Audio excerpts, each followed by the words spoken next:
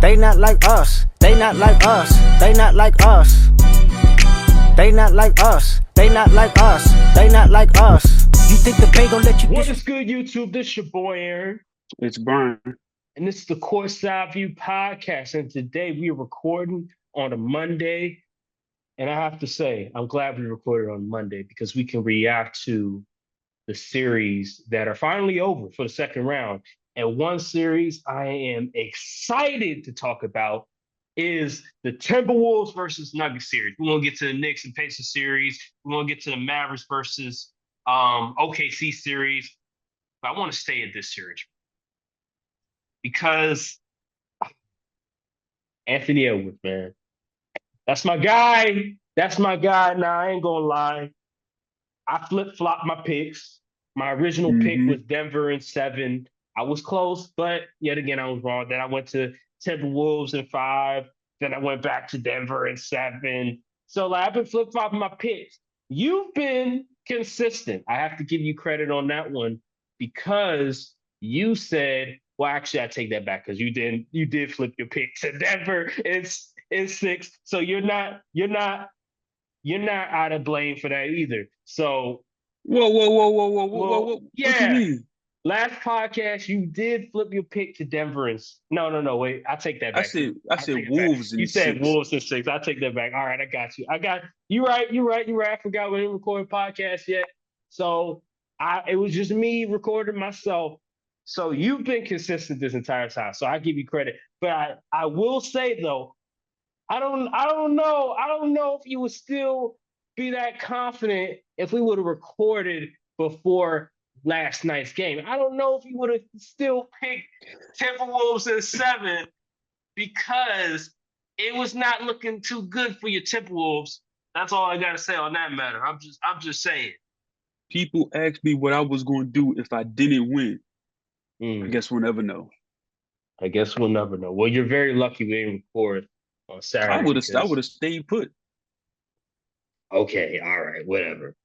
Anywho, let's get to the game, man. So the Timberwolves, they're moving on to the Western Conference Finals, the first time since 2004. So that's 20 years in itself. That's a Yeah. long time. Kevin Garnett was the MVP that season. Kevin Garnett was one of the better players in the NBA. Now he's not in the NBA anymore. He's doing media just like us. And they beat the reigning, defending NBA champions. And I ain't gonna lie, man. After Denver came back from down 0-2, I thought it was over. I thought the Timberwolves lost all the momentum. I was like, damn it, these these damn Denver Nuggets done did it again. They're inevitable. They can't be stopped. Black magic all around them. They sold their souls. But then Anthony Edwards said, I got you. Don't worry about it, Aaron. I got you. You said you talked about me versus Tatum in the finals. We're gonna make that happen. I ain't gonna let Denver keep making all these lucky shots. We got you. And that's exactly what they did. They handled the business at home, game 6, winning by 45 points. God damn. 45. It was over after the first quarter, Brian. Yeah. I was like, damn, it was top fucking mud, what, let me do my stuff. Like it was that bad, bro. Like I ain't never seen a reigning defending champion get their ass whooped that badly. Like 45 points is egregious. But I still had Denver in 7. I still said I still believe that Denver didn't put all their chess moves on the table in game 6 and they were gonna save for game 7. Game 7 rolls around. They started trapping Anthony Edwards more. But at the end of the day, his other teammates stepped up. Jaden McDaniels, Karl Anthony Towns, Mike Conley, who was a big addition. They needed Mike Conley in game 6 and 7 because game 5, they were trapping Ant left and right, and he wasn't able to get off it at all. But then game 6 rolls around, and they didn't trap Ant at all. Game 7 rolls around. Mike Conley hits some like ridiculous shots, was assisting the basketball. And then you have Rudy Gobert. I ain't gonna lie, like first half, I'm like, yo, get his ass out the game. Fourth quarter rolls around, and this dude hitting the luckiest shots I've ever seen in my life.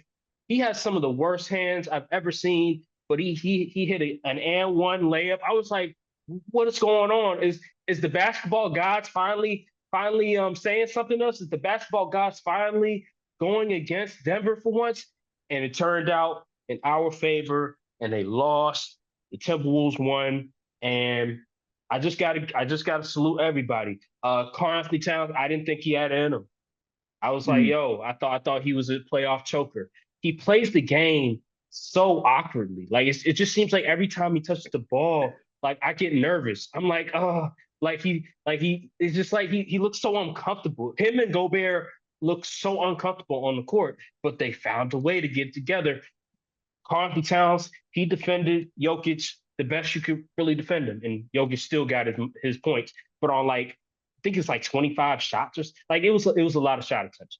But overall, what was your reaction to the game, man? Your reaction to the Timberwolves winning this series? my reaction to the game, I missed a part of. I missed so I was watching it in the first half or so. I missed the third quarter, but came back in the fourth. So I seen when they really like kicked off and they was able to regain that lead Yeah, and that shot that Gobert made fade away. I'm like, if that were to happen, if I was like playing 2K and I seen Gobert do that, I would have turned the game off. But this yeah, isn't 2K, it's real life. So it's like once you see stuff like that go down, it's like, what can you do? It's like a Draymond 3-pointer. Like, what can you yeah, do? Like, he yeah. ain't supposed to make those, but yeah, man, I'm glad for the Timberwolves, man. Nice to see some new faces in the conference finals for once. Pacers on the other side of the on a different conference finally well, they're not new, but they're new because it's a whole new team from the Paul George Pacers. But so yeah, Mhm. I'm happy for the Timberwolves. I think it was the series overall was pretty good outside of like Game 6 where it was a massacre out there. But yeah, also this is what happens when you don't protect home court. Who knows what could have happened if the Nuggets would have at least gotten one game at home. Who Right. who would have who would have known if they didn't drop that game to the Spurs before the end of the regular season? Who knows? They wouldn't even been playing the Timberwolves. Mm-hmm. So this is Absolutely why right. this stuff matters, man. Especially in the West, these things matter. So and Mm-hmm. also it's not looking good for the Nuggets and Jokic in regards to they haven't beaten a 50-win team in the playoffs. Oh, hey man, listen. This is something else. I tell you, you can't ignore it. You can't ignore all their wins have came against lower seeds and all of that. At first, I kind of like brushed it off. I was like, man, that's whatever. They still went to the finals and they haven't beaten the top seed. They just haven't done it. So I Hey don't know man. what that says and how that bodes for the future because the West is only going to get stronger. Because people forgetting the Grizzlies will be back with Ja, though they Yeah. still are a good team. So, and the Lakers possibly could be back with better coaching. They could be one of them top Hey. teams too. So, OKC. it's OKC. Yeah, they could retool, maybe make a trade or something. They still Dallas have as well.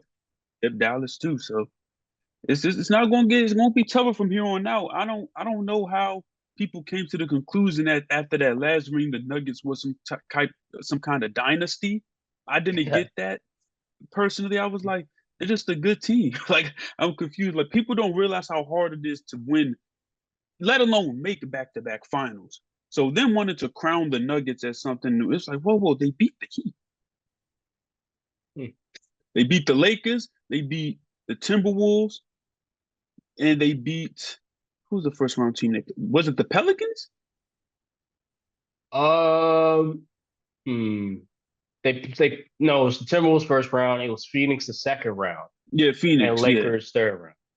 exactly. Like, I mean, they're good teams, but like, that's, what did you really see that gave off dynasty? Is what I want to know. And then they beat the Heat in the finals that had that crazy run, but we all knew they stood no chance against the Nuggets. So like, they was pretty much beating up on the little brothers of the league up until that final run. Still giving props for that because it's very hard to win a championship. Period.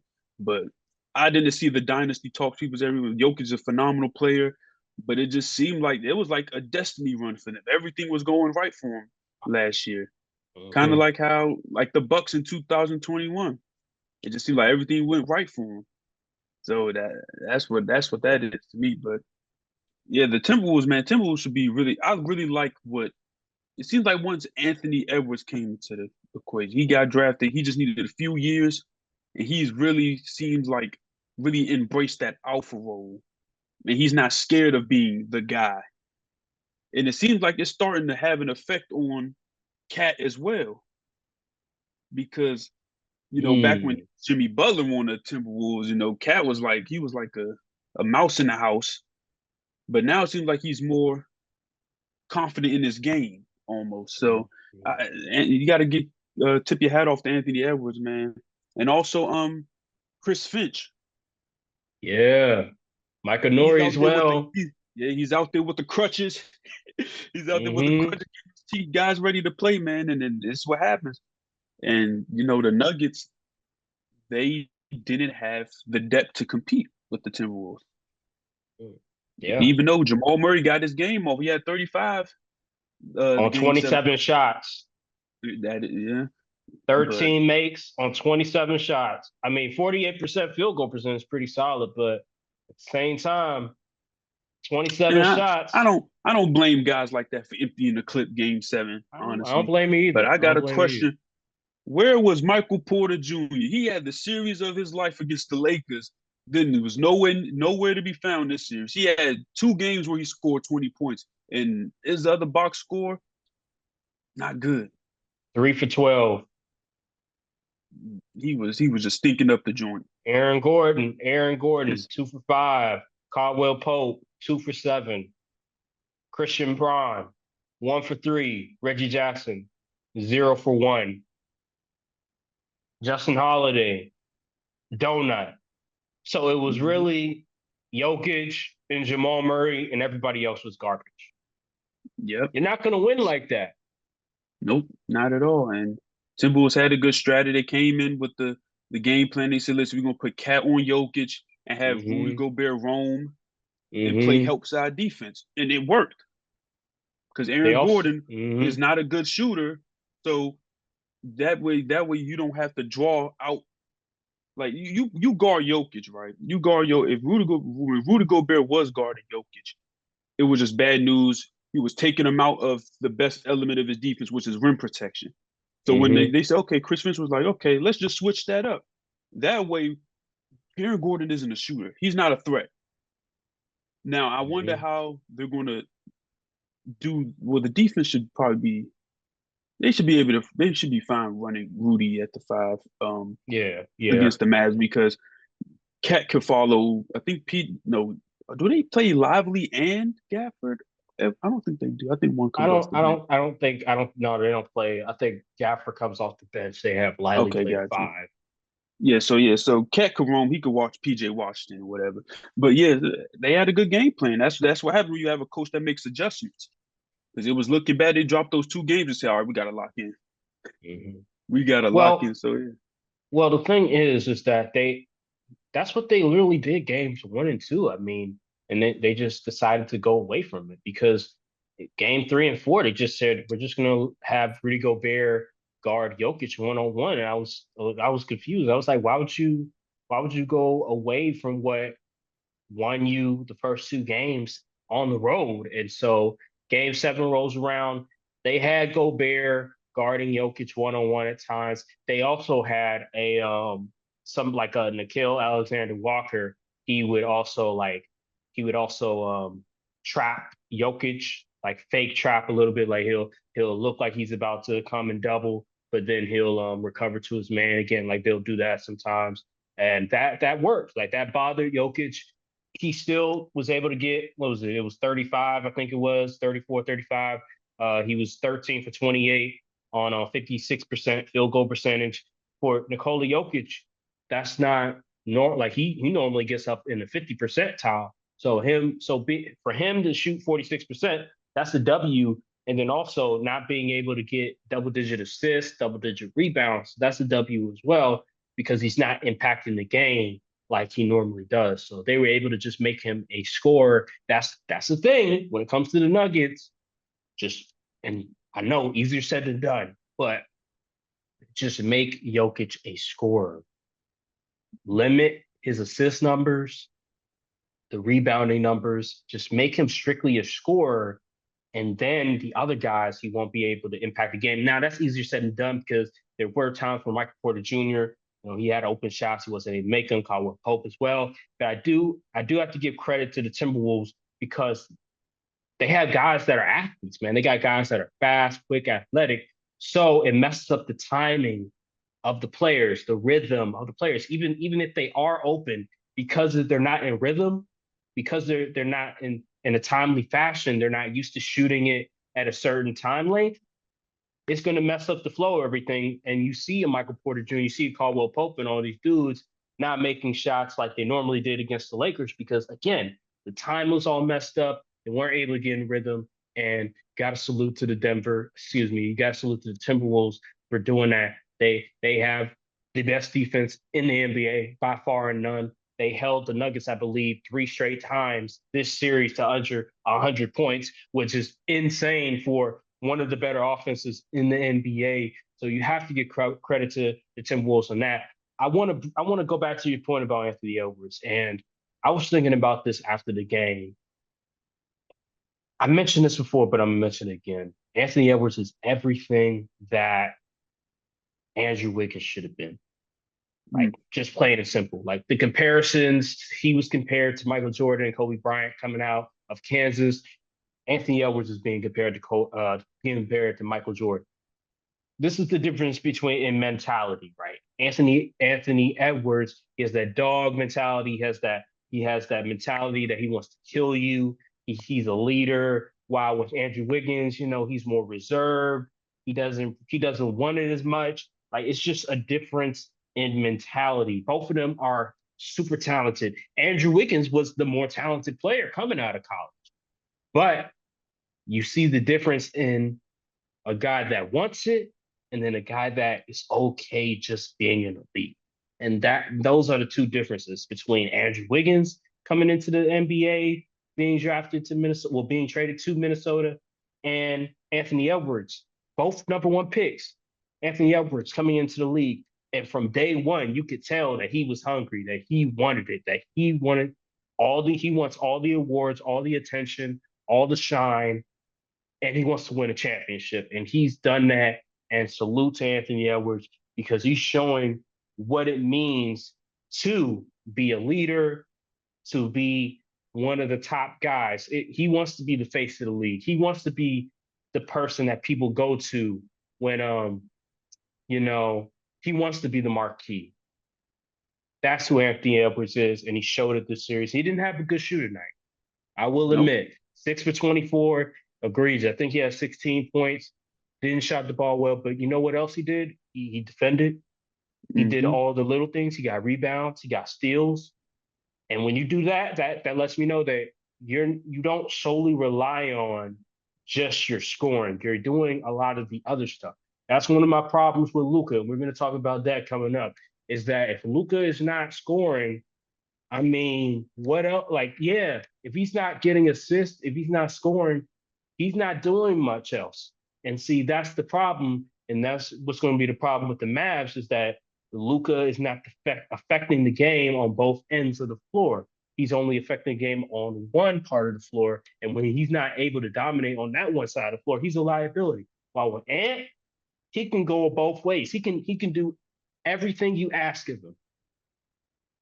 You need He needs to to work on defend. beating double teams. That I agree with. That's the thing. That's the one. And his youth, he's still learning. That will come with time. That is his weakness because he did not rush, but he would there were moments where he could have just attacked, but he just passed it off. So overthinking things too much when it comes to a trap, comes to a double team, he needs to work on that, work on figuring out when to attack, when to pass it off and stuff like that. But I will say during that game, there were moments where I did love the way that he was able to read and react. Like he would get to the lane and the defense would collapse to him, and then he would throw it off to Jaden McDaniels for a wide open three, and Jaden McDaniels would hit it. So he did make some really good reads. He just needs to be more consistent with it. But yeah, I ain't gonna lie to you, man. Like Mike Malone, that post game interview, it was a joy to watch. Like it really was because this guy right here, he was talking all that trash about my Lakers and everything like that. Oh, everybody talking about the Lakers. Oh, the Lakers. Oh, they're down. They're down. Well, I remember we lost we lost a game against them last year in the playoffs, and he was talking about, oh, the Lakers, they're not in trouble. Yada yada yada. They're still in the wicked things, and he was complaining about the media saying that. I'm like, man. But then all of a sudden this year they lose, and he's crying and stuff because of a good question, by the way. And he's like, oh, that's such a trash ass question. Like, look at you. Look at you. How the mighty has fallen.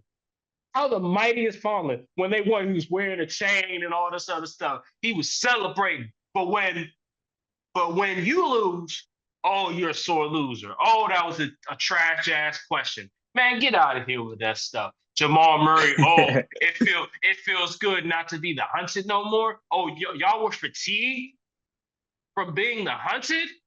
Y'all won one championship, and now you're fatigued. Get out of here with that. See, y'all don't, man. This is why there's a difference between a team that wins one championship versus a team that wins multiple championships. You know why? Teams that win multiple championships, they don't say, "Oh, we feel fatigued." Oh, trash ass question. They're not complaining. They're not complaining because they won it. They're hungry for more. And this team, they I'm not gonna say they didn't want it, but they surely weren't ready for what the Timberwolves were coming for because the Timberwolves are hungry. They're ready to win it all. And they just lost to a better team. They got their ass whooped. The Timberwolves wanted it more. And guess what? Now you're going to Cancun with us. Welcome to Cancun, Mike Malone. Welcome to Cancun, Jamal Murray. And see, that's the thing. When you're out here, I don't even hate the Denver fans. It's the coach and it's the players, which is rare because normally it'd be the fans I hate, but it's the players that I hate. I can't stand Jamal Murray. I can't stand Mike Malone. I can't stand Michael Porter Jr. because he was making them lucky ass shots. I can't Jokic, I mean, he all right, he cool, but like I can't stand them players. And I am so glad Lakers Twitter was celebrating, everybody was celebrating the downfall. And now we can actually see a good finals matchup. We don't have to see that imitation of the Spurs. Like we don't have to see that boring ass Nikola Jokic um, doing whatever he wants and everything like that with no personality. Like we actually have two bright young teams that we can finally follow along. I know the Pacers are in the conference finals and they haven't played the game yet, but I'm telling you this right now. The Celtics are going to beat the Pacers. I'm telling you that right now. So anybody that thinks otherwise, you're a Pacers fan. When we get shit, it can be the Mavericks. I'll be fine with the Mavericks too. But if we get Minnesota versus Boston, hallelujah. The Like KG finally, Bowl. yes, finally, we get two young, bright stars that are potential faces of the league. We get that matchup for the first time in many years, and we don't have to see that the Nuggets. You know what I mean? Like it feels good. It feels really good. But regardless, what was I going to turn? What was I going to go with this? But yeah, man. All I gotta say is the Nuggets downfall. We are watching it in real time. They next year when the Lakers get when the Lakers take David Altman away from Mike Malone, it's going to be a long year for the Nuggets because David Altman, he's like their offensive coordinator. That's all I'm gonna say on that matter. That whole offense revolves around David Altman. So when the Lakers take David Altman away from the Nuggets, I can't wait to see what Mike Malone does. I really want to know how he's going to function without David Altman. Because that whole offense, Altman has his fingerprints on it. So I can't wait. I cannot wait. When we take that assistant coach from him? I wonder. I really wonder. I really wonder. Will it be a situation like Dan Quinn and Kyle Shanahan, where Kyle Shanahan leaves and all of a sudden the head coach gets exposed? I really want to see. I really do. I really do. I'm just playing. I know Mike Flo's a good head coach. I'm just playing. I really want to see it. But anywho, I think that'll do it for this segment. I want to transition to the other Western Conference game. The game, I predicted this. I predicted this Yeah, series was going to I go to think six. I think we both had Mavs in 6. Right. So this wasn't surprising to me. I just knew that OKC was too young. You know what I mean? So like nobody showed up in Game 7 except Shea. Like Shea, Yeah, I have to say this about Shea. he got the stamp. He's one of them ones. Shea is a superstar. Shea was the best player in the series by far. Yeah, If you don't believe that, then you're just hating.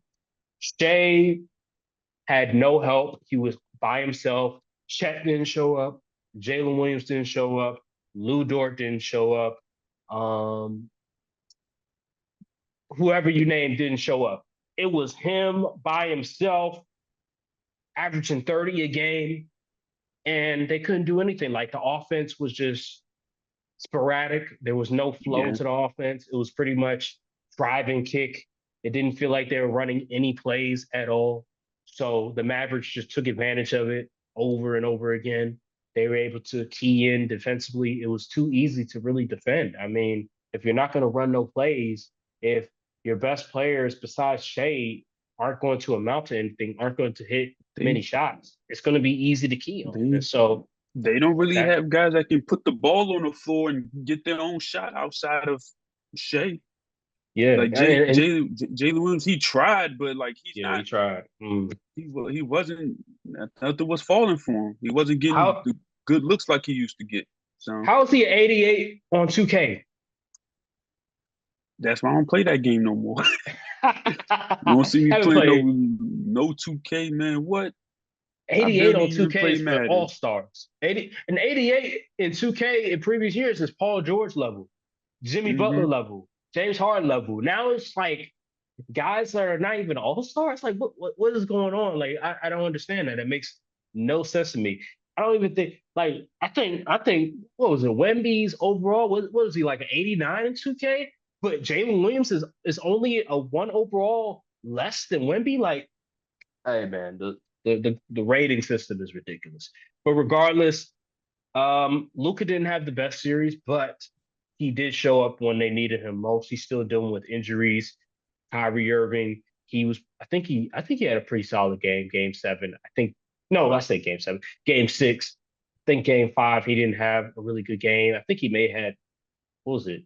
I don't even remember the score. I think he may have like 12 points or something. Kyrie has been on and off. He was Yeah, on and off that series, but I think game 7, game 6, he did pretty well. PJ Washington, he was the he was star of the pretty show. consistent. Yeah, yeah, He was the star of the show. He was the X factor of that series. Played great defense. He was consistent that entire series. Derek Lively was another young, bright role player that was tremendous for them, protecting the rim, dunking, finishing around the rim. He did a tremendous job. And I'm even trying to Derrick think who Jones else. Jr. Oh man, he's been a unsung hero Like he for them. came out Like of nowhere. absolutely, like He ever since wasn't the doing Clippers this in series. Miami. I tell you that much. So Clippers series, he was tremendous defending Paul George. And this series, he was hitting his shots. He was hitting his open shots. He was getting a lot of open threes, and he was able to connect. He hit that big shot at the end of Game 6, and that was Yeah, pretty much to ice the game right there. So salute to Derrick Jones Jr. I'm trying to think of another. Was there anybody else? I mean, those are only really the role players I can really think of at the moment. I can't think of other players that showed up. Let me look at the box score real quick. It was showed up.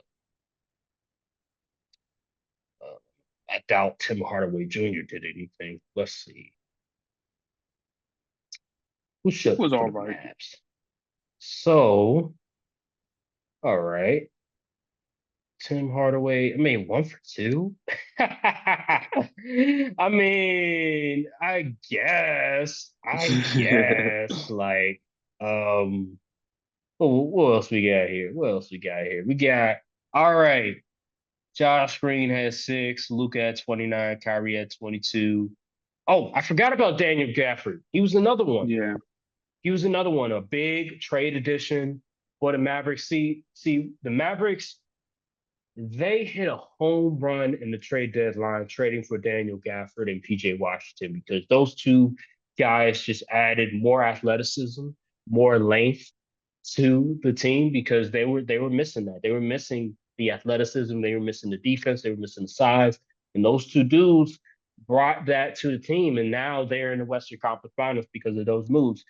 And I feel like at times, like some of these GMs, they want to make a splash. They want to make they want to get a star. But what the Mavs showed me is that, try to find some nice role players that can fit your team and that will add another element that you're missing. And that's what the Mavs did. They hit a home run with both their moves, and now they're in the Western Conference Finals. And this is the second time Luka is going to the Western Conference Finals. So yeah, man, the Mavs have really done a really good job. Jason Kidd has done a really good job, and yeah, that's really all I can say on that matter. I want to ask you this: what does OKC need to do to improve their team?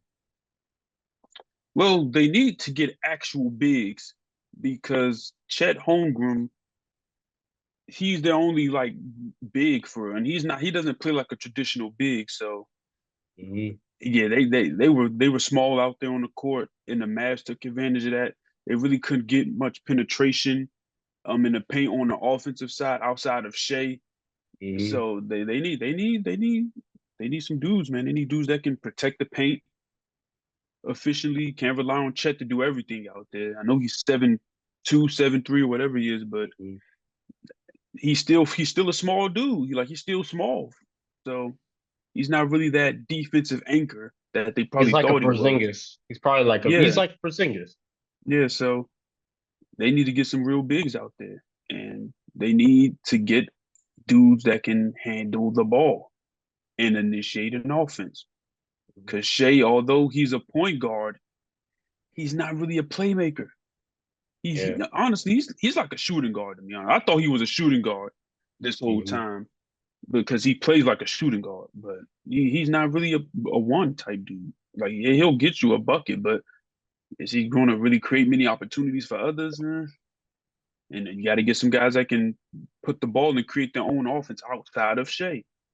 Right. Right. Jay Williams, he could definitely develop that in his game, but as of right now, we haven't seen it, and it's just really on the organization. Is this still Sam Presti? Yeah, it's still Sam Yeah, Presti. Sam Presti. They got complacent at the deadline. They saw they was in contention for that first seed.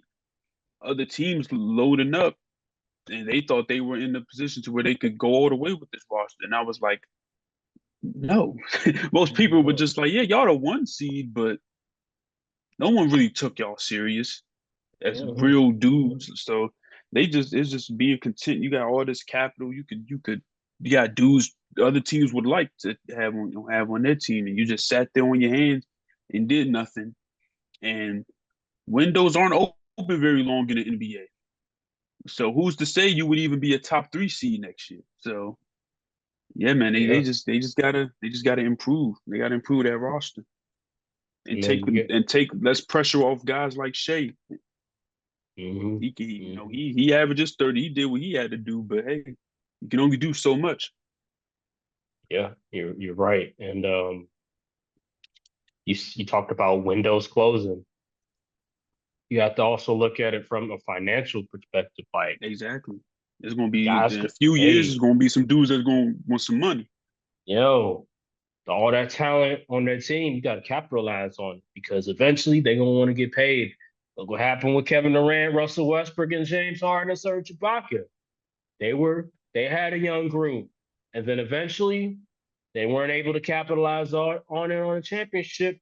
And Sam Presti traded James Harden to Houston, and they weren't able to get back to the finals ever since. So you don't want to make that same mistake again. You have a young core that's developing that has a bright future, but you need another piece. You need another dude that can protect the rim, that offers size, and then also you need a bucket getter. You need somebody that can either initiate offense or can create their own offense. So that right there in itself, those are the two things you need.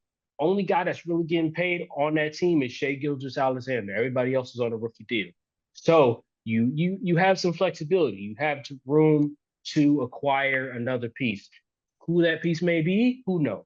We don't know, but we understand where their weaknesses are, and it's very apparent. They honestly they just need like one maybe one move. They just need maybe one move that addresses the rim protection. If Chet can develop into the type of player that he's projected to be, then then they're pretty much straight. I mean, I like it. I like the way the team is built. I just think their offense I'm not a fan of their offense because Yeah, it needs work. it's too It's too predictable. much. It's yeah. It's It's too either Shea predictable. or a driver kick or something like that. It's Like too we predictable. need more sets, a lot more off Yeah, ball movement. yeah. I don't know if because It's, they're a young team and there's you want them to figure it out on their own, but it's just you look at it and you say to yourself like, man, it just feels like they have to work so hard to try to get a bucket. Like it's no ease into it. Like Shea, he makes it look easy, but you understand that this is all Shea. Like there's no, oh, we're running a set, we're running a play or anything like that. Like, no, Shea is just that good. And one thing about Shea, he he's not the flashiest player because he's not gonna he's not gonna ooh and ah you with his dribbling because he's not gonna do it like a Kyrie or a Dame. He's gonna do a million dribble moves or anything like that. No, he's gonna do maybe three he or give four you dribbles, four, five dribbles. He gonna get to a spot though. get to a spot. He plays the game the right way. He plays the game how some old heads in when you be playing AAU or when you playing high school or whatever, they be telling you, hey, only four dribbles, only three dribbles. You only need three dribbles to get you a spot. That's how he plays. He's not a Mhm. Kyrie that's going to dribble 10 times to cross you over. Like that's just not his game. And he's a mid-range assassin, and he can also shoot the three occasionally. That's just his game. He's not flashiest, but he's productive. He averages 30. He's not going to drop 50, but hey, he gets you 30 every night, and that's all you need. He's very consistent, like he said in the interviews. But they need more help, and due time, we'll see. We'll see about that. But Sam Presti, he's made all the right moves. They I will say they he missed on this past. I think I saw something. Somebody sent it in the group chat where I was think it it was Gordon Derek Hayward? Lively. It was Oh, yeah, Gordon Hayward and Derek Lively. So where Sam Presti failed, it was the Derek Lively, I think it was. I think they may have could have drafted Derek Lively. I think I don't know if they traded up with the Mavericks or not, but something transpired where Dallas was able to get Derek Lively and Thunder. I don't know what happened, but they got Gordon Hayward and something else. So yeah, they missed on a lot of their moves that would have really helped them probably beat the Mavericks this series, and that just lets you know that even although they have done a really good job for drafting, sometimes when you whiff on certain trades that you look and you say, "Oh, that's not a big deal." Hey, come playoff time, it might be. And so, same with the Timberwolves when they traded to D'Angelo Russell and Jared Vanderbilt, and they got back and killed Alexander Walker and Mike Conley. People was like, "Oh, I mean, when the trade went down, people was like, I mean, okay, like trade is, I mean, it's all right." But then once we get to this season, you see how valuable that trade was for. and they were able to get second round picks back for them. So yeah, man. Sometimes the small moves are key when it comes to beating a playoff team, and the Mavericks and the Timberwolves showed that. I want to get to the Pacers versus Knicks. Now I was wrong. I We both said were. this looks like Knicks in five. But you have to understand, people watching this, you have to understand. I did not know that the Knicks, majority of the Knicks players, They were going to die they were as going far as to injuries go. literally collapse. Like OG Anunoby, he tried to get it to go after 4 minutes. We all knew he Yeah, he couldn't. He was couldn't running play. around like he had to use the bathroom or something. Exactly. And then Jalen Brunson, he injured his hand. Yeah. And then we already know about Mitchell Robinson. He was out. Julius Randle, he's been out. Bojan Bogdanovic, he was out. Like, bro, all these Josh Hart key was playing players. hurt. Josh Hart was playing hurt. It's just injury after injury after injury. And the Pacers, they were all healthy. So Mm-hmm. it was just a war of attrition. And the Knicks weren't able to prevail. They were on their home court, but it just wasn't enough because their team was hurt. And that's just the way life is sometimes in the NBA, is that you win off of just straight which team is healthier. And the Knicks, they were just banged up. They were pretty much relying on Josh Hart, Jalen Brunson, and Dante DiVincenzo. And everybody else, you plug and play Alex Burks, who should have played more in the series, but for whatever reason, Tom Thibodeau thought that I'll just play Josh Hart 48 minutes and that'll be good. But Alex Burke, he was playing pretty solid for them game seven. And then obviously there was this other guy on the team. I think he was like either power forward or center for him. And then you have Hartenstein as well, who's Yeah. been really good for him. But again, he was exhausted because Mr. Robinson, he's not playing. So they had to play all these minutes. They were exhausted. You saw game six. Those guys, like man, it wasn't even close in the first quarter. The game was already over after the first quarter because they were tired and exhausted. So it was just a war of attrition. The Pacers are just healthier, and maybe this was a good thing. Maybe it was good that the Pacers were able to make it to the conference finals because they've had their number on Boston this entire season. So it could be an interesting matchup for the Boston Celtics because the Pacers have played pretty well against them. So I'm excited to see how this transpires. I still have Boston. I think Boston wins in we'll get to our predictions later. But regardless, I'll say this: like, if I was a Knicks fan, I'll be sad that we weren't able to see the potential of the team, but I would be proud to know that this team has a lot of heart. That we have a guy in Jalen Brunson that he plays well in the biggest of moments. Like he's not going to just fold in the playoffs. He's not a playoff choker like some of these dudes in the playoffs. So that's one thing I took from it. And the fact that they were able to get Dante DiVincenzo and Josh Hart and all those other guys, if they just remain healthy next season, they can be a real contender. They're just gonna have to trade Julius Randle though, because I don't think the style that they want to play, I just don't see Julius Randle fitting in because he's a space eater per se. Like he clogs the space. He messes up all the spacing. So when Jalen Brunson he wants to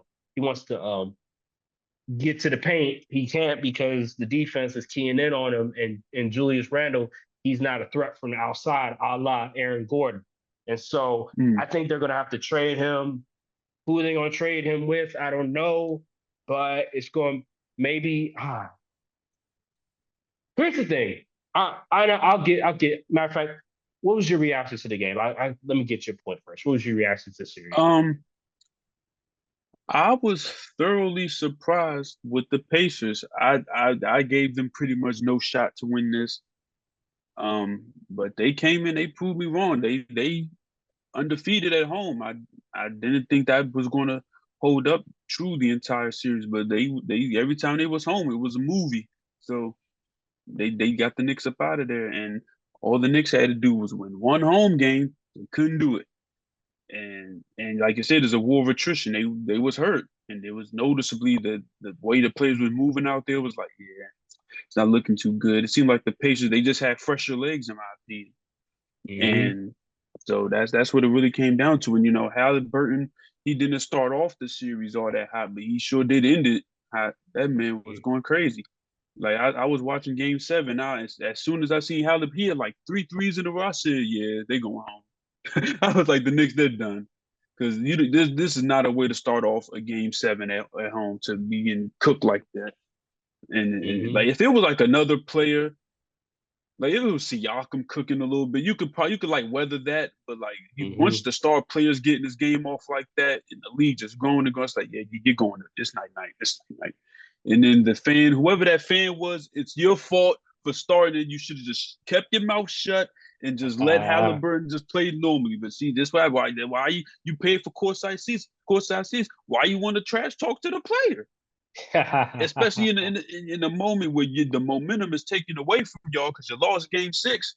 Yep. I'd be nervous sitting on that side. I ain't trying to talk trash to nobody. You Right, kidding me? right, right. But yeah, but as it happens, they salute to the Pacers. Now, I ain't think they was that was like the last team. You told me the Pacers was making a conference finals before the play. I would have laughed at you. But Yeah, I hey, they didn't believe proved it me either. wrong. I didn't They believe it, but proved us hey, wrong. comes down, this NBA comes down to what team's the healthiest. So the Pacers, they were the healthiest. They Man. all the players are healthy. And I think it's funny how you said something. I think in one of the last episode about Rick Carlisle. He was like he ain't do much, and then lo and behold, look at him in the conference finals again. But yeah, Well, we man. saw So Darvin Ham in the conference finals, so I mean, it don't matter if you're a bad coach, well, one team mediocre has coach or LeBron not. and AD, one team has Halliburton and Siakam. So I mean, yeah. Hey, So but Carlisle's a good coach. yeah, he's a good coach. Uh, But yeah, yeah, on the Knicks side, Tom Thibodeau. Listen, I know you have this system or style you like to run. You play your minutes, you play your player all these minutes, but like you can't do. These players are more fragile than ever. You cannot do that. Like, yeah, you've been doing it all season. Now in your playoffs having that. Like, why is everybody injured? Duh, you've been playing. They have the most mileage in the league on them. Like, what are you talking about? Like, what did you think was going to happen? And it's just sad. Like, where is the depth for the Knicks? Like McBride, he's solid, but he on shouldn't be getting IR. as much. Yeah, like yeah, this is That's where injuries, it man. was. Injuries, It was on injuries, IR. but They were like injuries they were is a like the luck. fish. They were like the fish. Remember on SpongeBob? They had the fish guy. He was all bandaged up on the Oh yeah. hospital bed. That's where they Uh-huh. were. They were in the hospital all bandaged up and stuff like that. So that's what they were. Yeah, that's just unfortunate for them. But I want to say people who think the Celtics are just going to walk through, I don't think they're going to walk through Indiana at all. I agree.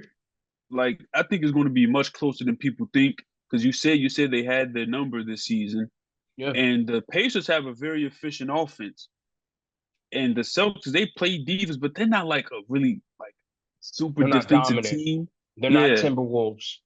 exactly. So and let's not lie here. We are going to be due for a Tatum stinker at least one game, maybe two. Drew Holiday probably stink to join up a couple of times. Listen, this isn't a foolproof, and there's no Porzingis. I don't think he's coming back either. So this isn't going to be an easy series for because the Pacers are young. They get out, they Mhm. run, they have bigs. They can make some noise, man. I don't think people. I still have the Celtics winning ultimately, but it's not going to be an easy series for them. I don't think. Yeah, I agree. I Not agree. at all. I will. Yeah, I agree with that one because yeah, Halliburton, he's a nightmare. Siakam, he looks like he's really getting to a groove with this team. And then you also have Miles Turner, he can hit a jump shot. And you have TJ McConnell. He's a solid Yeah, backup point guard for yeah, you. he's been an unsung hero for You the have Pacers. Obi Toppin, you have Nembhard, like you got Yep, some dudes. Nemba. Aaron Naismith, he can defend a little bit. He can hit a jumper. So they have some dudes that been playing pretty well for them. They played pretty well in the Knicks series. when they won their games, and I wouldn't put it past the point of them not playing well against Boston. I mean, I saw Cavaliers, I saw Evan Mobley.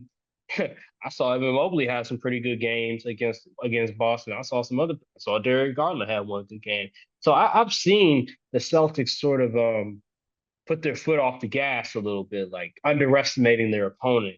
And with the Pacers, they've lost to the Pacers in the regular season, and I expect the Pacers to get 2 games off them. I really Yeah, do. I think the Pacers are built, although their defense is not the best. I think their offense is so dynamic that it can sometimes offset what the defense is doing at times. And so I expect this to be a fun series. I expect the series to get to a point where it'll be tied 2-2 at one point. And we'll be like, mm, oh, what's going on with the Celtics? yeah. They might lose. And then all of a sudden, I think the Celtics are going to pull away and they're going to ultimately win the series in 6 games. But And yeah, I but think that's how the script is going to write themselves. I think that's just how I look at it. And the thing but here's this my thing this with is the Celtics fans. series. Jason Tatum, you have to play like the guy.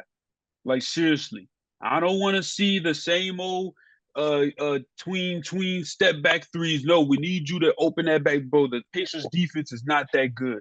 Jalen Nah. Brunson was getting whatever he wanted to, mid range three. He was paint. He was getting everything he wanted. We need you to score at all 3 levels. Hmm. If you score consistently at all 3 levels, this series is going to be.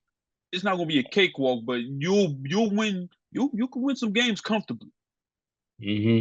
I agree. But we He need can't. you. He needs to show up on both sides of the ball, offense and defense. Yeah. I mean, I saw the last game he played against Cleveland. Although he did score, I think it was over 30. I wasn't that impressed. It wasn't like it was an efficient 30. It was one of those like 11 for 24 type of games.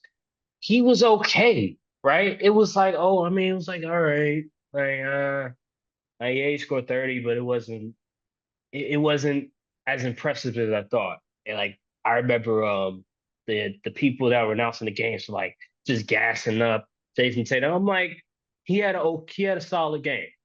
I'm not Like, gonna look who gas they're him up like playing. that. They're playing Darius Garland and Evan Mobley. Your two best players from the floor was Darius Garland. Hey, let's pump the brakes here for a second. That's what I'm saying. Like y'all are gassing him up. Like dude has not had a good series at all. Like he hasn't had a good playoffs at all, and we're just gassing him up for having one good game. Like, come on now, against Cleveland. Like, what are we doing? Like, what are we doing here?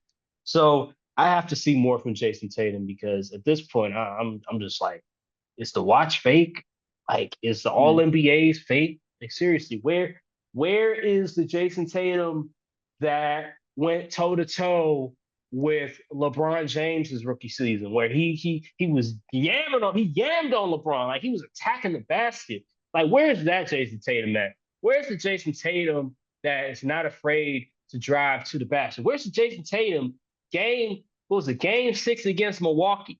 You know what I'm saying? Like that Jason Tatum that was fearless, that wasn't scared to go to any spot. He was just unstoppable. Like it just seems like there's another gear that I'm waiting to see from Jason Tatum, and he just he hasn't unlocked it yet. It's like it reminds me of Gohan from Dragon Ball Z when Gohan finally achieved Super Saiyan, but he still has untapped potential that we haven't witnessed yet. Like we're still waiting for Gohan to finally reach his potential, but he just for whatever reason wasn't able to do it until some traumatic situation happened and he just went full blown, screaming and became Super Saiyan 2. That's what I'm waiting on for Jason Tatum. Like when is he going to unlock that potential? Because I feel like right now he's a really good player, but I need to see more from him before I just crown this man. That's just me. I look at Anthony Edwards and I say to myself, he's showing a lot of signs of a guy that will one day be the face of the league. Like he's showing a lot of signs. While with Jason Tatum, I'm still wondering, like, does he really want to be the face?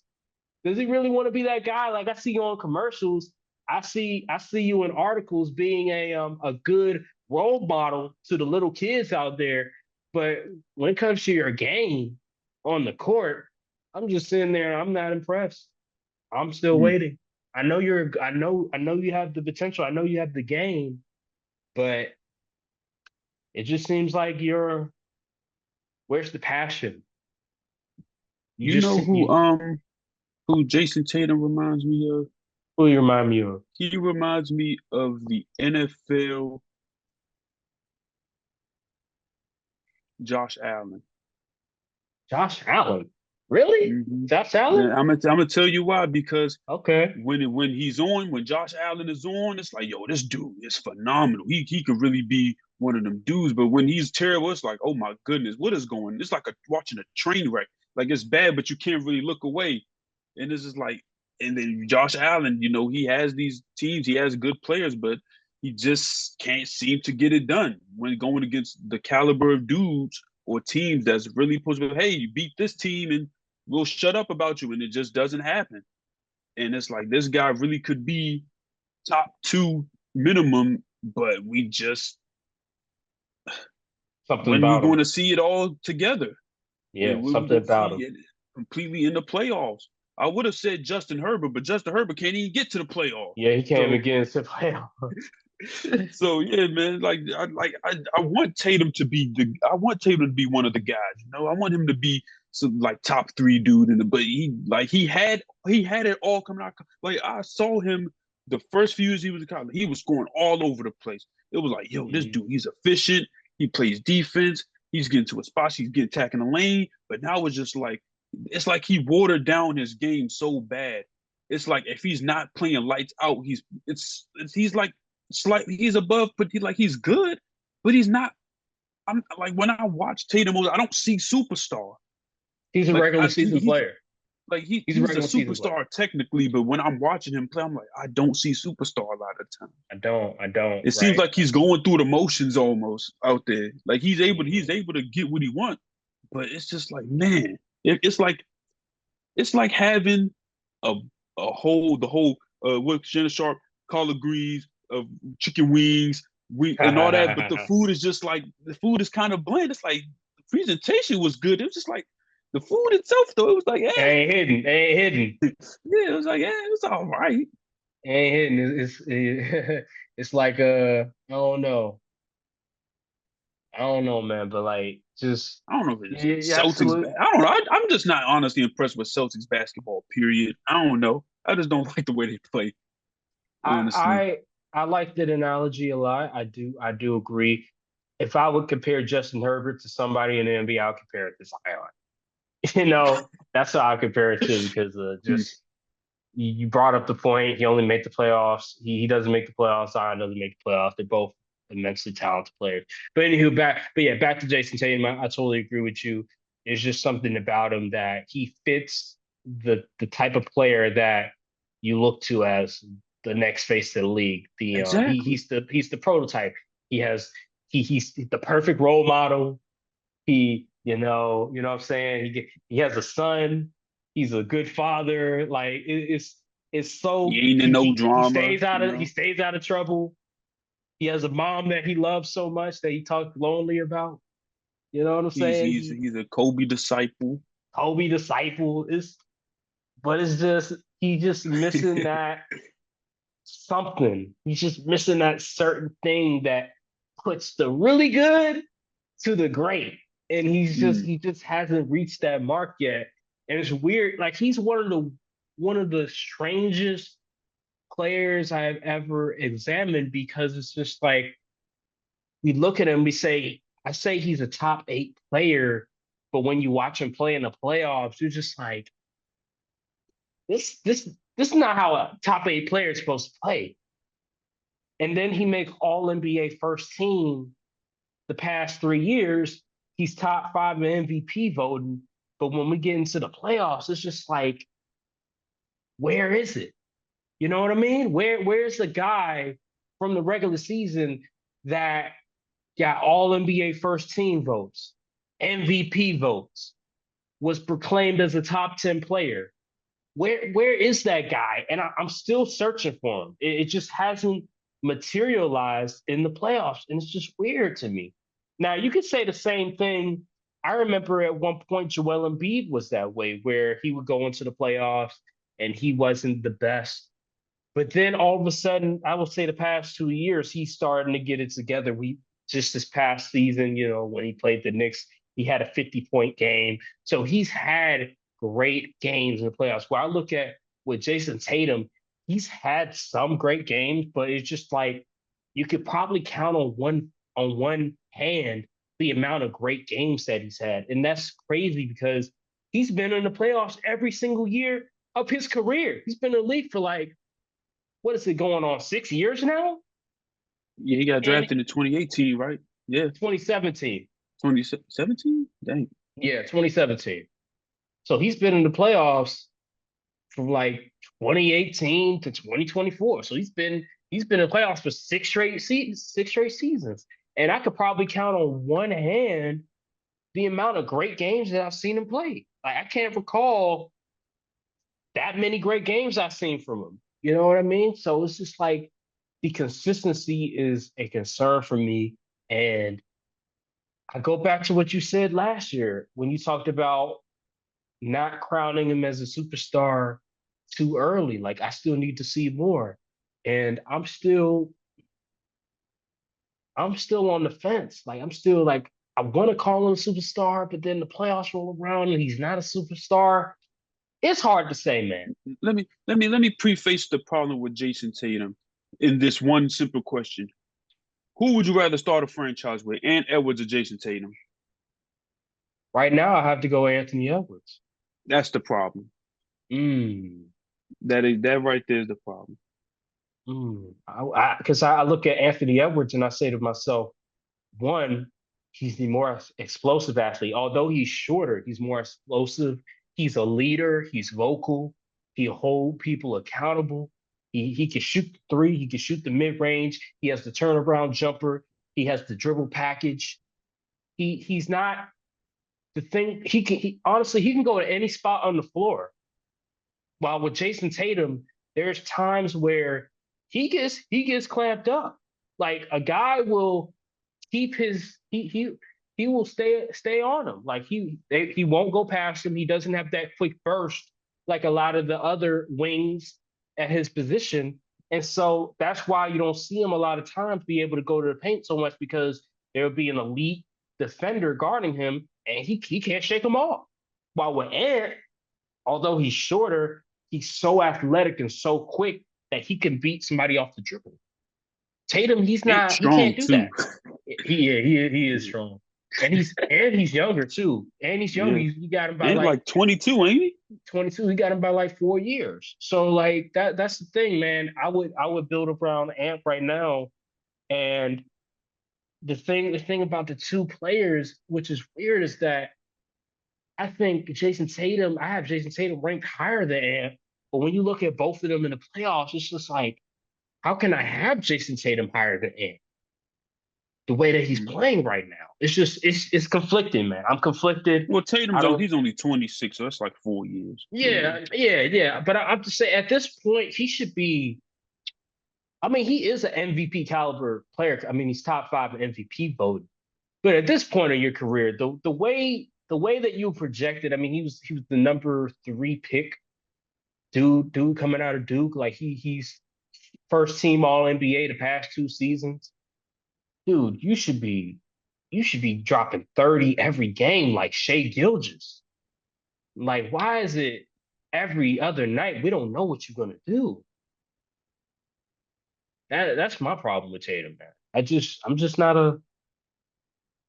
I mean, I'm not a fan of Boston, but I'm just not a fan of his game. I just am not. Said this last year. I'm gonna say it again. I'm just not a fan of his game. Yeah, man. Like Cleveland, if you look at the box score, you can say, oh yeah, he had good games, but like, yeah, he had 25 points, 9 for 16. That's a good shooting night. 10 rebounds, 9 assists. That's good. He had game, beat him in five, two, yeah, five. Game 4, he had 33, 11 for 25, 10, 11 rebounds, 5 assists. But like, if you really watch those games, you like it's the quietest 30 ever. It is. It really is. It really because wait, you said game three? That was game three? Game three, he had 33 points, 11 for 25, 13 rebounds. Because I'm trying to think. I'm trying to think. What was the score? What how like what was the deficit during the game? Like how how big of a lead did the Celtics have that game? Because it's not about how many points you score; it's when you score. So it's like one of the things about Tatum is that the reason why his points are so quiet at times is because he'll score in like maybe the first two quarters, or maybe he'll score in the third quarter, but then the fourth quarter rolls around and we're looking around and we're like, all right, Tatum, where you at? And we forget that he scored those first two quarters. You see what I'm saying? And so it's just like it's about when the playoffs is all about when do you score. And that's Mm. why the Nuggets lost because Nikola Jokic, he was scoring, but at the end of the game, he wasn't able to get his shot off. Jamal Murray as well, he wasn't able to get his shot off because again, the Nuggets defense was really keying in on him. And with Boston, with Tatum, it's all about when are you scoring? Are you scoring in the third? Are you scoring in the second? Are you scoring in the first? Are you scoring in the fourth? If you're not scoring in the fourth, then chances are people like me, we're going to forget at times that, oh, you did score 20 in the first two quarters. But if you just disappear the next 20, 25 minutes, I mean, yeah, we're going to forget that you scored those points. It reminds me a little bit of Kevin Durant in a way. Kevin Mm. Durant used to do this at times where it's like he was so efficient. He'll maybe shoot maybe 15 times, right? And he'll make maybe 11 of them, maybe 10 or 11 of them. And we'll forget majority of the shots. But see, Kevin Durant, the difference between Kevin Durant is that it don't matter what quarter it was, he was going to get his game on. Tatum, that full quarter come around, I'm still looking. I'm like, where you at, Tatum? Where you at? So that's the thing with um, Tatum, man. my last thing about Tatum, and this is where I have a problem, and this is some people get confused when we bring up this Tatum playoff woes things. But Yeah, here's some quick numbers for you. 10 games in the playoffs this year, so it's a decent sample. It's not yeah. 72 games, 74 games like he played in regular season, but compared to the regular season, let's look at the. He's averaging 4 more minutes, just about 4 more minutes, by the way. He Mm-hmm. is, and he's also averaging 2 less points. He's shooting almost 10% worse from three. Mm, He shot 37.6% in the regular season from three. He's shooting 28% from three. mm. Not He shot good. 47% from the field in the regular season. That's pretty good. 43% in the playoffs. Mm, He's shooting better from free throw line, which is good. He's getting more rebounds and more assists, but when it's time to put that ball in the net, his yeah, stats drop. yeah, And yeah, these aren't mine. It feels like 1 or 2%. I'm like, okay, that's whatever. But you're playing 4 more minutes. You're averaging less points, and your shooting percentages are noticeably worse.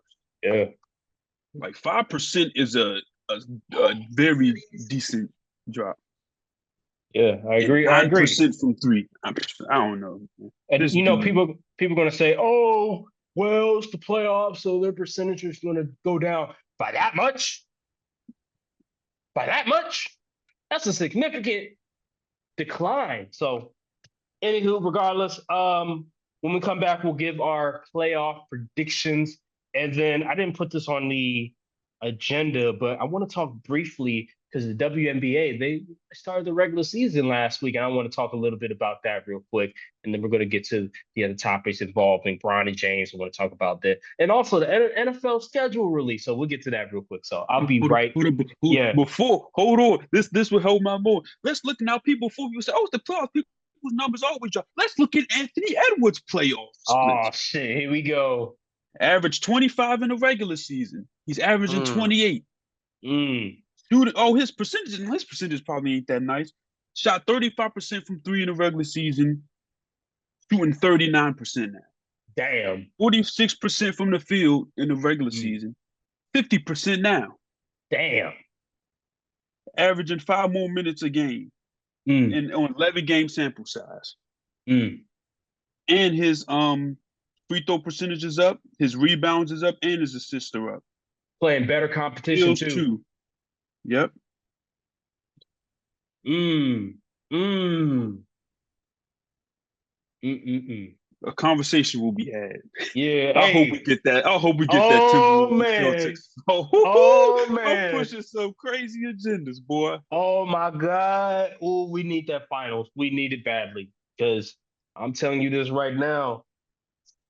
If Tatum loses to the Timberwolves, oh boy. Oh, we smoking. First of all, we smoking that pack. We smoking that Celtics pack. But then number two, there's going to be some conversations had about Anthony Edwards and conversations had about Jayson Tatum. So yeah, we're Mhm. going to get to that. We'll get to that in future debates, future podcast, NBA conference final predictions. Just to recap, I have the Timberwolves beating the Dallas Mavericks. I'll go in 7. I'll give it 7 Mm. games. I have the Boston Celtics beating the Indiana Pacers in 6 games.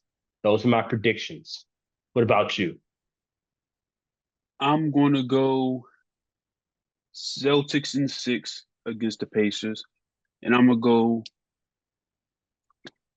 I'm gonna go Wolves in 6.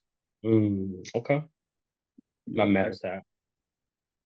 I was I thinking like the that as well. Mavs, but I don't know. I feel like the Timberwolves are just on track to do something special. So I'm gonna go with the Timberwolves. They Yeah, I got the think. better defense, in my opinion. Mhm. They got dudes too. We may see a regression to the mean from some of the Mavs role players. So I'll say this. I'll say this about the Timberwolves team. What they did against the Denver Nuggets, Game 7, it showed a level of toughness and resilience that make you believe that they're going to win a championship. When you're down 20 in a Game 7 on the road in Denver, keep that in mind. The altitude is no joke. And you're able to come back and win that game. That just speaks to the coaching staff. That speaks to the mental toughness of the entire team, the resilience. They're battle tested. If you do something like that, that just lets me know that they're just. It just seems like it just seems like they're destined to do something special. And I believe that this series against Dallas, I think Dallas it's just not your year, you know? It's the Timberwolves year. It just seems like they're on a magical run right now. And I just believe they just have the athletes, they have the size, they have the speed, they have the depth, they have an amazing superstar in Anthony Edwards. They have the coaching. They have everything you would want for a championship team. They have the veteran leadership in Mike Conley. It's just everywhere you look, the Timberwolves just have what a team would want. And when I look at Dallas, I say to myself, I like Luka's game. I like Kyrie, but they're not two-way players. And Luka is dealing with an injury. They have Derek Lively, who's a really solid player, but he's a rookie and he's not the tallest center in the world. PJ Washington is really good, but again, he's only one dude. He's only one really solid role player for them. So I just think at the end of the day, Timberwolves just have too many guys, and they're ultimately going to win because of that. And they're hungry, and they're once you get past the Denver Nuggets, I mean, who could really stop you? Like that was the top dog, and they knocked them off. So it's like anybody else that stands in their way are just what do they call them? What do they call them? Fodder or something? Like like yeah, they, they shouldn't be concerned with. So that's just my train of thought. you know Let's what this get feels like? yeah. What? This feels like when now I'm not comparing the Nuggets to the Patriots dynasty, but that year, 2015, the Broncos went through the Patriots, and you was like, oh yeah, they just gonna win. We like Cam Newton, we like the Panthers, but nah, Mhm. you do that to Brady? Nah, yeah, the Panthers ain't got a chance. Yeah, yeah. Or I'll do you better. The Seahawks, Mm. Legion of Boom.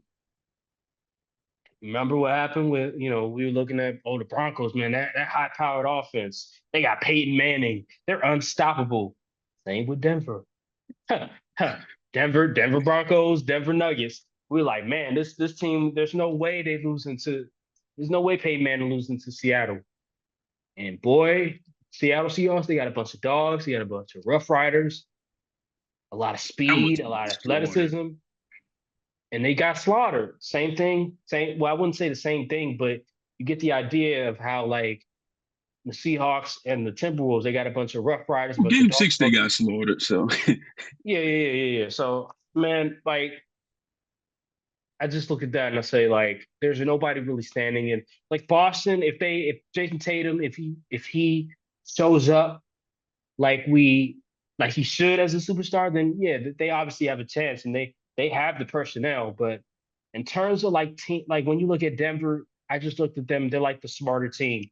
They remind me of the Spurs, where if you beat the Spurs, you should be in a good position to win a championship. Like if you beat them, then you're pretty much set to go to the finals because who the hell who the hell is on the Spurs level? So that's just my way of thinking. I want to transition. I want to go to the WNBA. I know WNBA, first time we talk about WNBA. And I want to talk about Caitlin Clark. I know we're just centering around Caitlin Clark. I want to also talk about the other girls as well because I've been very impressed with the WNBA. I'm not gonna hold you, like I didn't watch a whole lot of WNBA before the season. I'm gonna be the first. I'm not gonna act fake. Like I wasn't watching. I wasn't watching a whole lot of Candace Parker. I wasn't watching a whole lot of Aja Wilson or Kelsey Plum or Diana Taurasi or what's her name, Skylar Diggins. Like I wasn't watching a whole bunch, and I just wasn't. I wasn't really into WNBA. But this year, with the new group of girls that got drafted in, I started to watch a little bit of it and I was impressed. I was like, wow, these women can really hoop. Are they the most athletic? No, but they can shoot, they can handle the rock, they can create their own shot. I was very impressed with what I saw from the WNBA. I saw the first half of I think it was the Connecticut Sun. son. Yeah, versus the Fever. They're actually playing right now. And this was Caitlin Clark's first game. She didn't play particularly well the first half. I wasn't able to watch the rest of the game because I was watching the playoff game, the NBA playoff game. And I was shocked. I didn't know that the Connecticut Sun was this great defense. That one girl, I've been seeing her on Dejanay Twitter. Carrington. Yeah. Yes, I've been seeing her. Dude's been drooling all over. I've been seeing her all over my timeline. She's a great player in herself, a fantastic defensive player. There's just so many great women in WNBA, so much talent, and I was impressed. Angel Reese, she's been playing pretty solid. Um, the girl from the Sparks, Cameron she's Brink. Cameron Brink. She's been defensively, she's been really good. So I've just been very impressed so far. And the WNBA, they have charter flights now. Um, Some so teams, not they're yes, some working on teams, getting all the teams. Yeah. not everyone, but like it's starting to get there. It's starting to Right. get there, and it just seems like the league is in good hands right now. What's your bit? I don't know if you watch any WNBA games, but if you have or if you see any clips, what is your thought? What's your thought I've so far? actually in the past 2 or so years, I've been getting more and more into the WNBA, and I knew the women of the WNBA they could hoop. They're definitely more on the technical side of the basketball. These Yeah, with the way they're more feet footwork, their fundamentals because they don't really have a lot of athleticism to mask those other things. But yeah, man, it's I like watching like when the WNBA game is on, I watch it. Like I'm not going to like change the channel. I'm not one of them type of people. But yeah, like some games, some matches, I'm like, oh, okay, such and such is playing. So I'd watch it, and then over time I started learning more and more players. I'm still learning players to this day. Um, so yeah, and I think we need to slow down. I feel like there's a lot of extremities on both sides as far as the Caitlin Clark discourse goes. Like there's some people that's like, well, if she sucks, then the league is. I'm like, just relax. Like y'all, what y'all want her to just get easy a layup line or something? Like y'all need to relax. The league is going to be fine if Caitlin Clark goes through rookie woes. Like it's going to be okay. She's going to figure it out. This game is going to slow down. She's going to start. She's getting open looks. She just needs to start knocking them down. And basketball is one of them sports. You need to see one fall before you really start getting into the groove of things. And then on Right. the other hand, there's people that's like super anti Caitlin Clark for other reasons outside of like it's just basketball. It's just basketball. You don't know I these people. They know. don't know you. If you want the best players to do good, but you also want the games to be competitive. Like there's a middle ground here to be had. Like you don't have to pick a side. You literally could just be here for the hoops. And then y'all doing all this over Caitlin Clark. You're ignoring the other. Like look at Angel Reese is doing well. She's rebounding just as well as she was in college, and she's getting her buckets. We Cameron Brink out there. Cameron Brink, she hoop. I ain't know. Listen, I was familiar with the game, but I wasn't that familiar. I was Yeah, I seeing wasn't that. either. I was like, oh, she out there looking like KD or something. I'm like, good grief. I said, what is KD. going on? But yeah, I Okay. said, this is crazy. I think the last game she played, she ain't do all that well. But like, say Nah, it's rookie stuff. but she protected the paint. Well, I think they played against the The Vegas aces, Aces, and she yeah, got like I think 4 blocks. yeah, She's yeah. protecting the So paint pretty well. yeah, and then like it's there's so many other great players like Sabrina.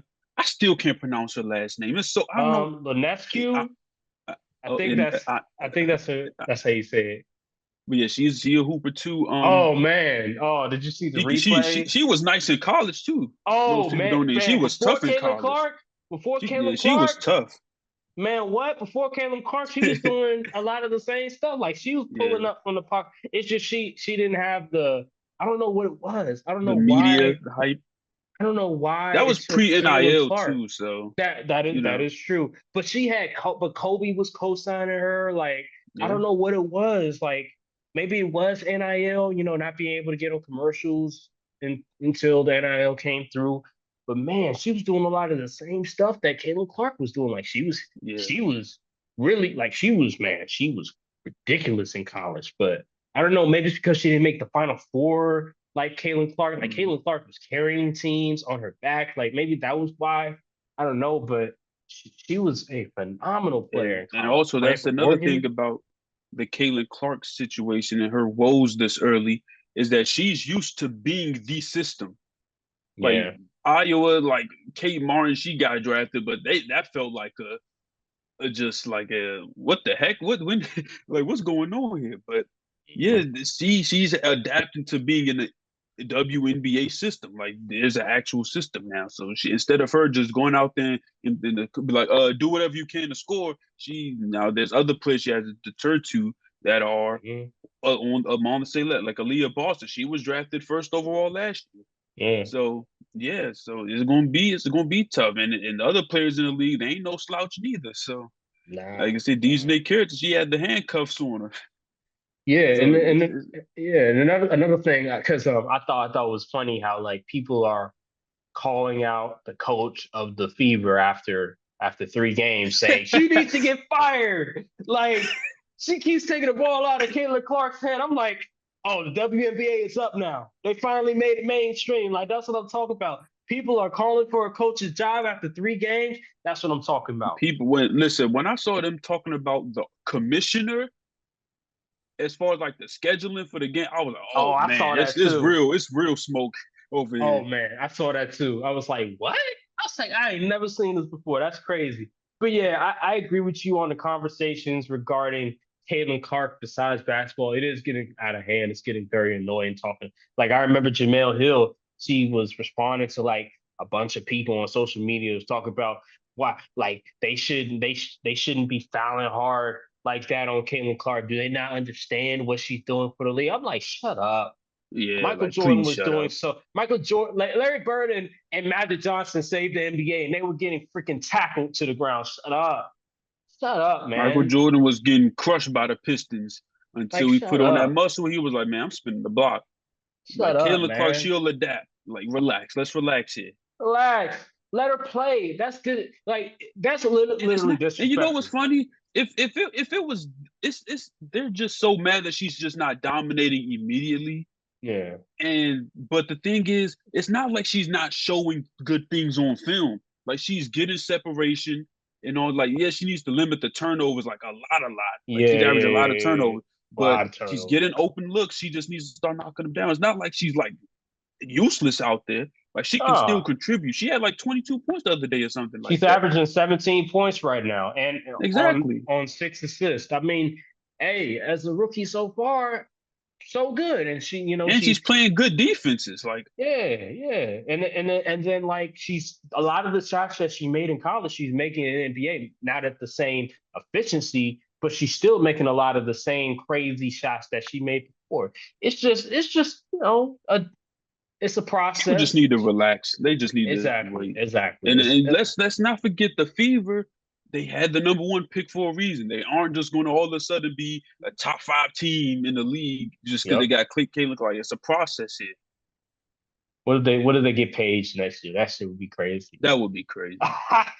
They might have to get a lottery system after that. They hey, That'd be yeah, that, if they get paid, they gonna have to change it to a lottery system because ain't no yeah, way get Caitlin, Alea Boston, and Paige. Oh my God, no, no, yeah. No, that'd be crazy.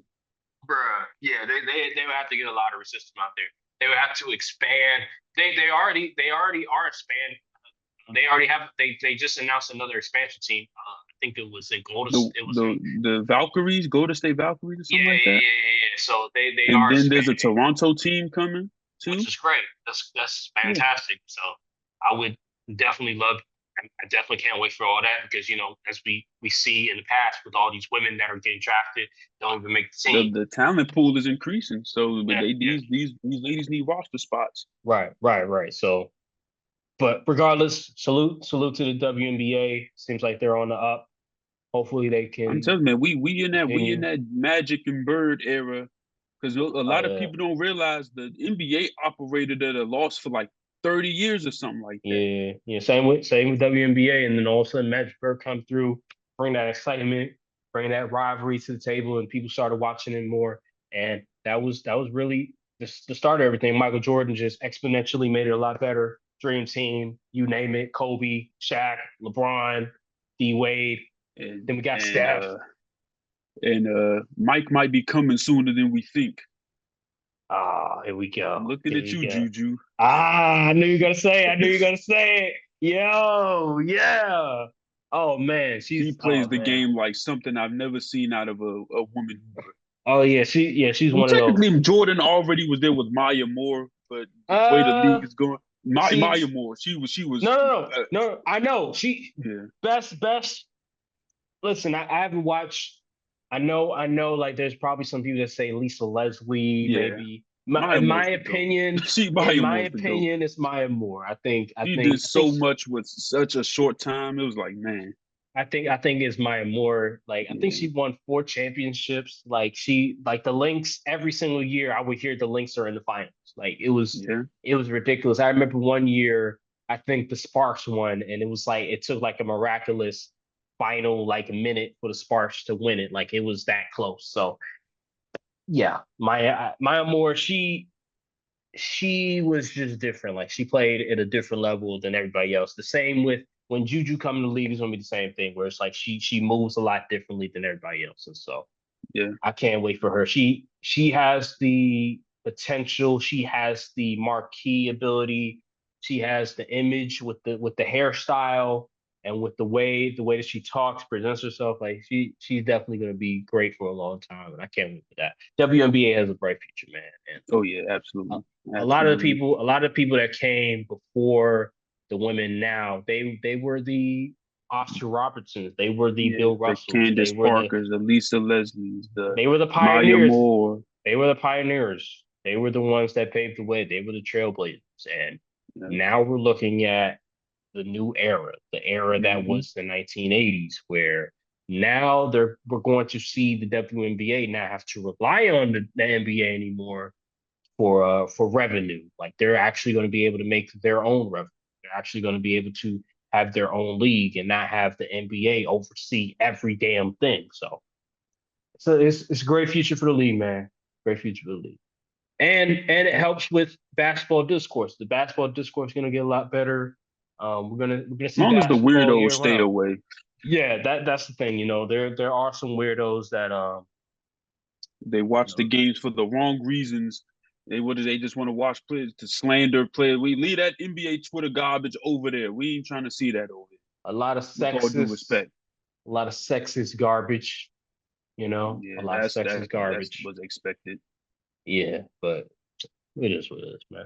I wanna tap into let's see here. Oh, Bronny James. Here's something that I've been a bit frustrated with. And it's not Bronny James' fault. Well, some of it is his fault because one thing I will say about this is that he's not ready to come into the NBA. Which we all Um, knew. so, an ESPN reporter by the name of Mark J. Spears, he talked to a couple of scouts that were at the combine, and both of the scouts said that he's not an NBA caliber player.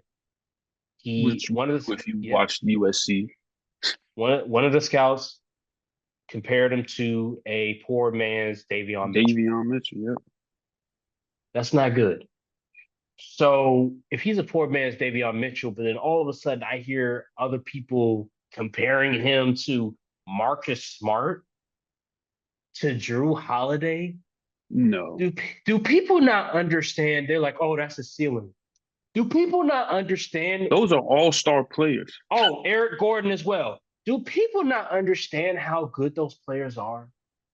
Eric Gordon averaged 20 in consecutive years and won Six Man of the Year. Drew Holiday was an all-star, made the All All NBA defensive defensive player. team, Yeah. has averaged over 15 points Borderline in his got career. cheated out of a defensive player of the year. Yeah, borderline all-star almost every year of his career. Like, and then also, who's the other guy? Marcus Marcus Smart, Smart. who won He was defensive the player of the year. last before. So there was a drought when it came to point guards winning Guards win, yeah. defensive year. The last defensive player of the year from the guard position was Gary Payton. Yep. He won defensive player of the year. Do you know how difficult that is? And we're just giving Bronny James that comp. Like that's just lazy to me. Why are we underrating these players just to give Bronny James a comp? It's just lazy. And I've been seeing a lot of this, and it's not Bronny James's fault. But what I will say about Bronny James is that you put yourself in this predicament by just thinking that, oh, well, they don't know my game. So, and my last name is James. So I'm automatically going to get some buzz. I'm automatically going to get some workouts from Recognition, other yeah. teams. But the thing is that if I'm hearing reports that teams aren't willing to really draft you, that they don't look at you as an NBA player, then I mean he still has time to go back to college. But Yeah. I don't know, man. Like I feel like this was a mistake. And a lot of people that are trying to give Bronny James the comparisons to these really, really good guards, underrated guards. I feel like they're trying to be, they're trying to be too nice.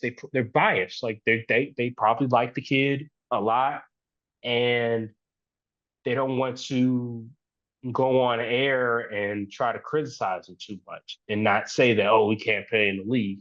Like I feel like I look at Gilbert Arenas, I look at his show, and it's a lot of positivity about Bronny when it comes to Gilbert Arenas, Brandon Jennings, and all of them saying that, well, in college he was limited. They had him playing this way, but that's not really his game.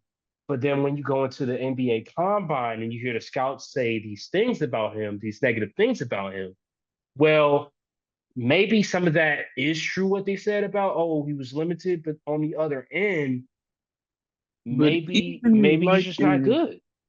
even like in high school, I didn't really see like elite guy. Like I don't know. No, no. Like He's he not. wasn't the best player at No. Sierra Canyon. No. And the thing is with him, right? When you're going into college and you're a guard, you're a point guard, a 6'2". I give him like 6'2" because I think without shoes he was like 6'1". So you're 6'2".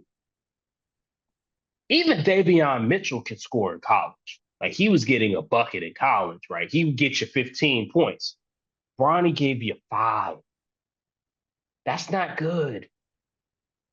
As a guard in college, you got to give me 13, 15. It can't be 5 points. I I get it. You're coming back from that heart condition, but if you're really an NBA caliber player as a point guard, and then he can't run offense.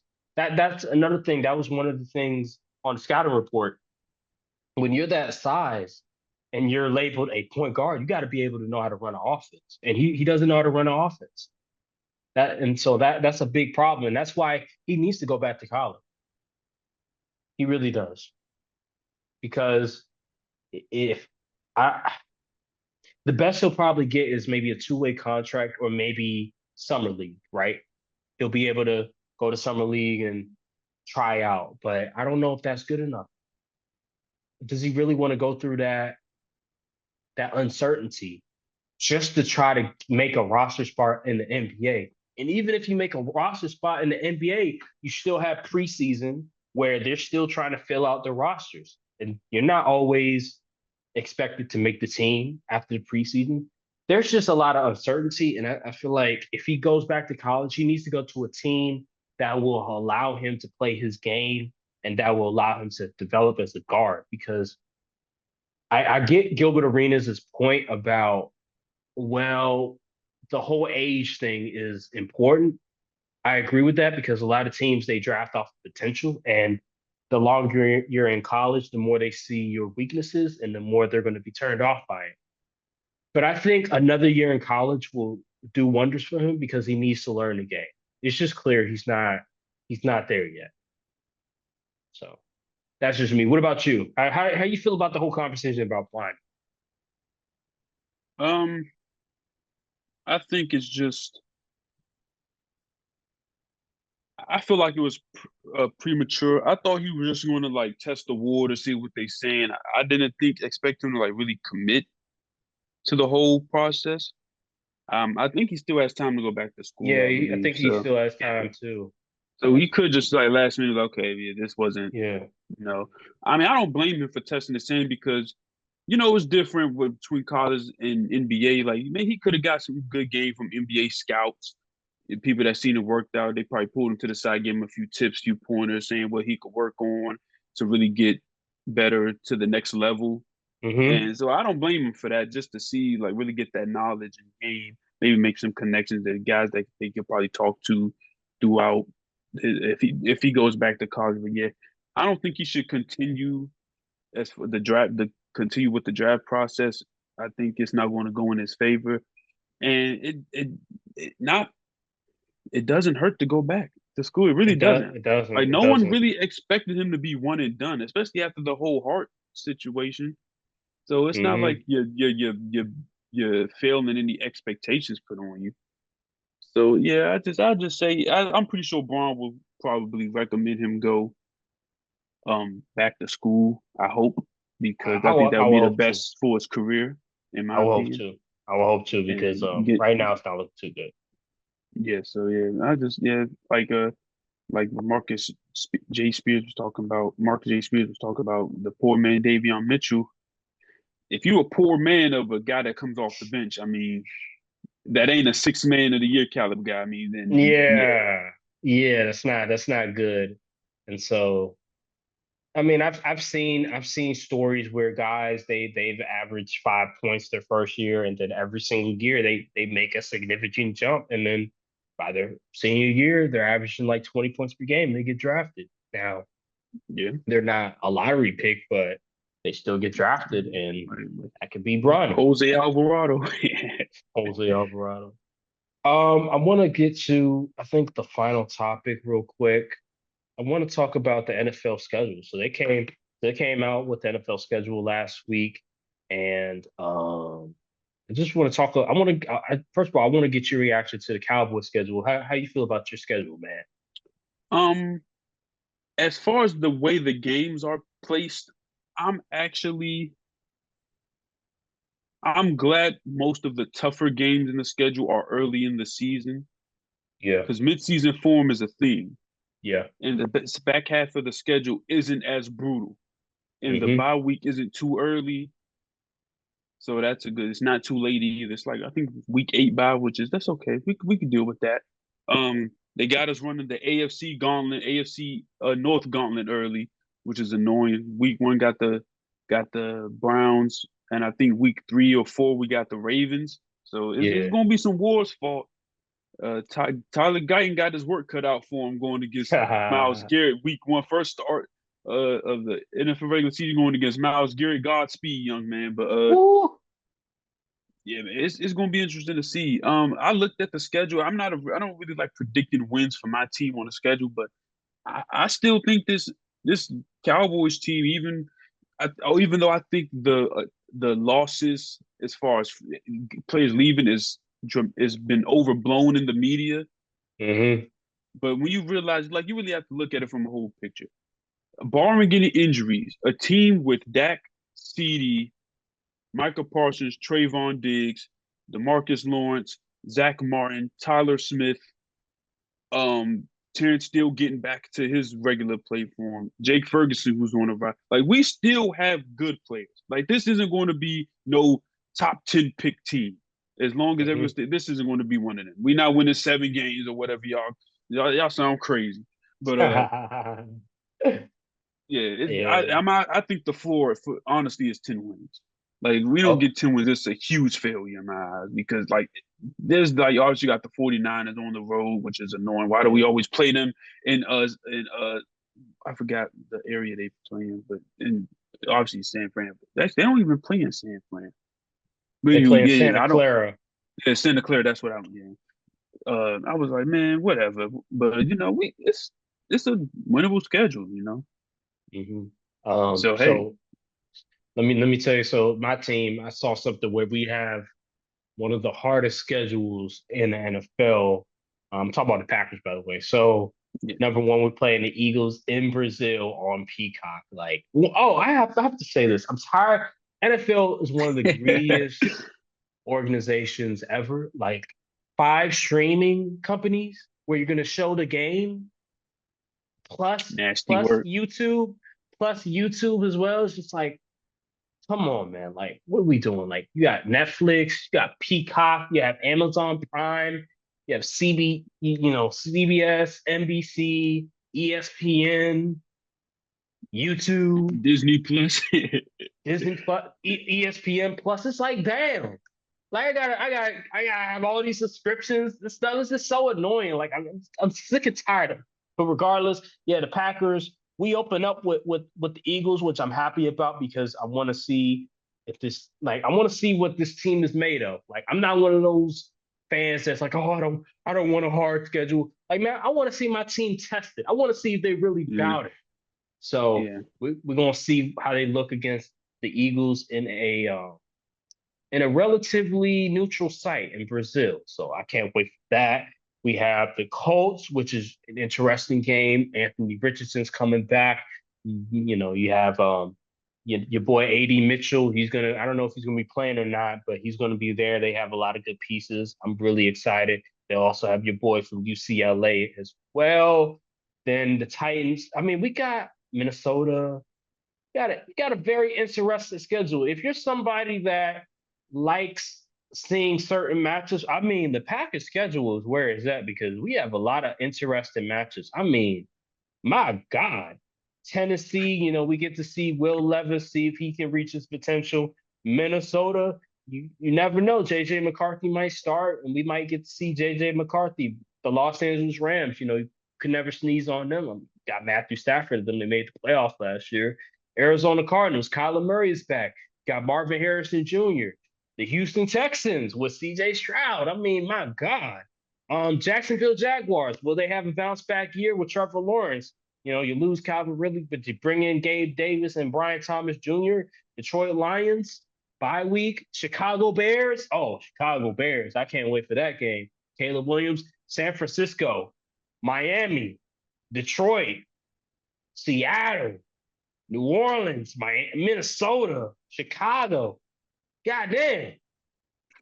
Goddamn. The NFC North is a movie. It's going to be a movie this year. Man, I'm telling you, man, I might have to go see that Commanders versus Bear game. I might have to go see that. And it's going to be something. I might have to go. I might have to go to FedEx Field to see that game because I want to see my boy. I want to see my boy Caleb Williams. You know what I'm saying? I think they coming to DC, so I want to see Jaden Daniels versus Caleb Williams, number 1 versus number 2. That's gonna be so good to see. It's just a lot of really good storylines. Other games, I already mentioned the one game excited for Jaden Daniels versus Caleb Williams, but obviously I want to see my Packers versus San Francisco. I want to see how my Packers match up against San Francisco.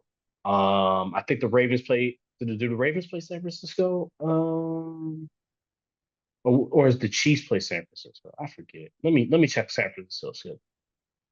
Let me see. They should have some tough games. Let me see.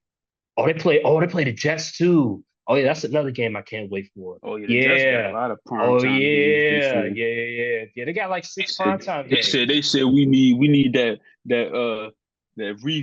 recoup from the money we lost after you got hurt, Aaron Rodgers. Yeah. Oh, they play Kansas City. They play Kansas City this year. San Francisco. They play Kansas City.